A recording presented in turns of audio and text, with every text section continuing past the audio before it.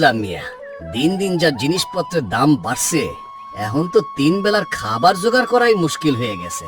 পোলাপেনগো পড়ালেখা করান তো এখন তো মেলা টাকার ব্যাপার স্যাপার। ঠিকই কইছেন ভাইজান, আমার মাইয়াটারে তো 2 মাস আগে বিয়া দিয়ে দিছি। মাইয়া মানুষ পড়ালেখা কইরা এত কি করব? বালা কাম করছো। কি গো মাঝি, শুনলাম তোমার মাইয়ারে নাকি এখনো স্কুলে পাঠাও, বিয়ে শাদী দিবা না নাকি? আমার জানা মতে একটা ভালা পোলা আছে, তুমি অনেক ভালো মানুষ, তুমি চাইলে আমি অনেক কথা কইতে পারি। না ভাই, মাইয়াটা এখনো পড়ালেখা করতে চায়। কষ্ট মষ্ট কইরা কোনো মতে পড়াইতাছি, দেহি কিছু করতে পারে নাকি। এই হলো তোমাদের সমস্যা, বামন হইয়া চাঁদে হাত দেওয়ার চিন্তা। মাইয়া কোনো পোলার লগে ভাইয়ে গেলে তখন বুঝবা কেমন লাগে। মান সম্মান দুবাই তখন হাই হাই করবা। ইয়ামিন, ইয়ামিন জলদি আসো, দেরি হয়ে যাচ্ছে। এতক্ষণ লাগে রেডি হতে? চলো এবার। কি করছিলে ভিতরে এতক্ষণ? তোমাকে না কখন আমি রেডি করে দিছি? কিছু না।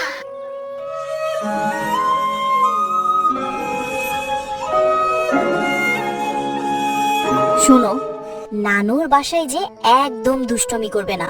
2 দিন নানুর কাছে থাকবে, নানুকে বেশি জ্বালাবে না। 2 দিন পরে এসে আমি তোমাকে নিয়ে যাব। মামা, এই নেন আপনার ভাড়াটা। এখান থেকে এখন আমরা গাড়িতে যাব। গাড়ি কেন? তো গাড়িতে যাব না তো তোমার মাথাতে করে যাব নাকি? আমার চুল উঠে যাবে না? তাহলে আবার চুপচাপ গাড়িতে চলো। নৌকায় যাই। এখানে নৌকা কই পামু? বাস থেকে নেমে তারপরে নৌকায় করে তোমার নানুর বাসায় যাব, তখন তোমার নৌকা ভ্রমণ হয়ে যাবে। চলো।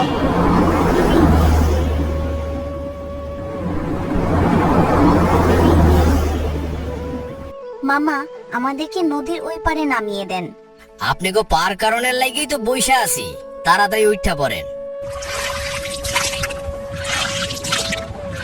বাবু সাবধানে বইসো, ভয় পাইও না কিন্তু, আজকে বাতাস বইতাছে, এই জন্য নদীতে একটু ঢেউ বেশি। আমি কি করতে পাবো নাকি? হ্যাঁ, তাই নাকি? আবার জিঙ্গায়। বেশি কথা না বলে আমাকে ধরে বসো।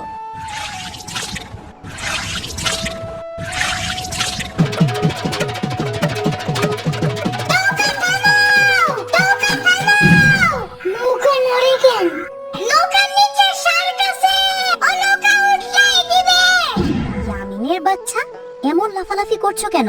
নৌকো উল্টায় যাবে। নৌকার নিচে শার্ক এসে পড়ছিল। এখানে শার্ক কোথা থেকে আসবে? তোমার জন্য এখনই নৌকা উল্টায় যেত। চুপ করে বসে থাকো না, নহলে এখানে ফালাই দিয়ে চলে যাব। না না না না, বেশি ভয় লাগলে তুমি ওই ডলফিনের গানটা গাও, তাহলে ভয় লাগবে না। পানির নিচে ডলফিন ডাকে জঙ্গলের মতন, সে ডাকবে জঙ্গলের মতন। পানির নিচে ডলফিন ডাকে জঙ্গলের মতন, সে ডাকবে জঙ্গলের মতন।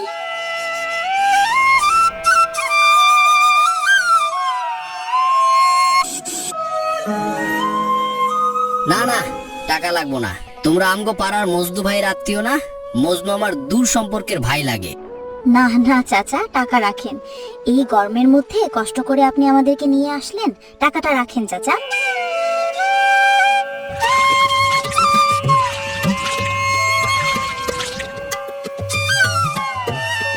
তোমরা আইসা পড়ছো নানা ভাই। আম্মু, এই আম্মু, আম্মু। আম্মু আম্মু করছো কেন? তোমার নানুরে সালাম দাও। আসসালামু আলাইকুম। ওয়ালাইকুম আসসালাম ওয়া রাহমাতুল্লাহি ওয়া বারাকাতুহু। আমার নানা ভাইয়ের মুখটা এমন শুকনা শুকনা লাগতাছে কেন? কিছু খাও নাই রাস্তায়? তোমার আম্মু তোমারে কিছু কিনা দেয় নাই? কামলেও দেয় না? এই নাও নানা ভাই, কিছু কিনা খায়ো। ওকে। উফ খালা, তুমি আবার ওরে এতগুলা টাকা দিলে কেন? এগুলা যে সারা দিন এটা ওটা খাবে, একটুও ভাত খাবে না। থাক না, পোলা পাইন মানুষ, এখনই তো এগুলা খাওয়ানোর বয়স। আচ্ছা খালা, আসার সময় একটা মাঝির সাথে পরিচয় হইল। সে নাকি আপনাদের দূর সম্পর্কের ভাই হয়। মানুষটা অনেক ভালো। সুজন মাঝির কথা কইতাছস? ভাই আসলে অনেক ভালো মানুষ, কিন্তু বেচারার কপালটাই খারাপ। মাইয়াডারে পড়ালেখা করাইতে চায়, কিন্তু টাকার অভাবে কলেজে ভর্তি করাইতে পারতাছে না। গ্রামের মানুষও যুবতী মাইয়া ঘরে রাখতে দেখা বহুত কথা শোনায়। এটা আবার কেমন কথা খালা? পড়াশোনা করা তো নারীদের অধিকার, এই জন্য মানুষ তাদের পিছনে পড়ে আছে। আরে মাইয়াটা পড়ালেখায় অনেক ভালা, কিন্তু মনে হয় না কপালে কলেজে ভর্তি হন আছে। নারীর অধিকার আবার কি? নারীর অধিকার মানে হলো নারীদেরও পুরুষদের মতো সমান সুযোগ সুবিধা ও স্বাধীনতা ভোগ করার অধিকার রয়েছে, যেমন শিক্ষা, স্বাস্থ্য, কর্মসংস্থান এবং সামাজিক জীবনে অধিকার। বুঝেছো?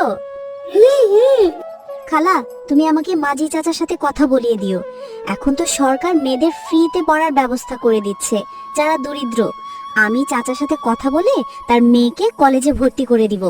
কিছু টাকা লাগলে দরকার পড়লে আমি দিব। আচ্ছা, তাইলে তো ভালোই হয়, আমি কমুনে। খালা, এখন আমি আসি। আজকে যাইতে দিব না। আজকে আমি যাই, পরশুদিন আসার সময় আমি তোমার জন্য ভ্যানিলা কেক আর পিৎজা নিয়ে আসবো। ওকে, জলদি আইসো, যাও। আমার কই কই করা গাড়ি, ওরার দই হালাই গানও শোনা হইল না। আচ্ছা খালা, তাহলে আমি এখন আসি। আর ইয়ামিন, তুমি তোমার নানুকে বিরক্ত করবা না। ওকে।